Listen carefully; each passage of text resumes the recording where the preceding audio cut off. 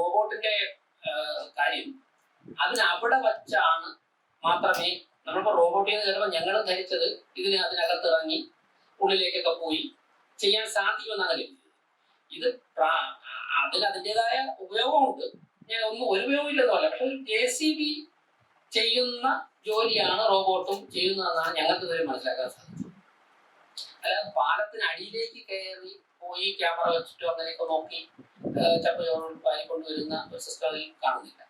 എന്നാൽ അത് നമുക്ക് എങ്ങനെ പ്രയോജനപ്പെടുത്താൻ പറ്റും എന്ന് അതിന്റെ ടെക്നീഷ്യൻ അവിടെ അത് വെച്ചിട്ട് അവിടെ വരുന്ന മാലിന്യങ്ങളൊക്കെ മാറ്റാൻ സാധിക്കുന്നുണ്ട്. അതായത് JCB ചെയ്യുന്ന വർക്കാണ് അതിലൂടെ ചെയ്യുന്നത്.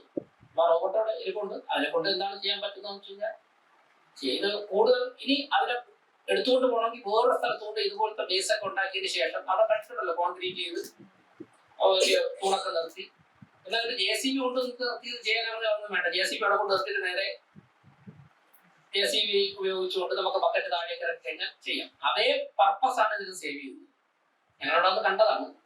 കഴിഞ്ഞ ദിവസം റോബോട്ട് അവിടെ പോകും. ഈ റോബോട്ടിനെ കൊണ്ടുപോകണമെങ്കിൽ കൊണ്ടുപോയിട്ട് ഇതുപോലെ കോൺക്രീറ്റ് ഒക്കെ ചെയ്ത് വലിയ ഇരുമ്പൊക്കെ നിർത്തി റോബോട്ട് അവിടെ ഘടിപ്പിക്കണം. എന്നിട്ട് അവിടെയുള്ള എല്ലാം എടുക്കണം. അപ്പൊ ഇതിൽ ഏതാണ് മികച്ചതെന്ന് ഒന്ന് ഹെൽത്തിന്റെ ആൾക്കാർ എഞ്ചിനീയറിംഗ് വിഭാഗം തീരുമാനിക്കുക. റോബോട്ട് കൊണ്ടുപോയി ചെയ്യപ്പെട്ടത് ചെയ്യും.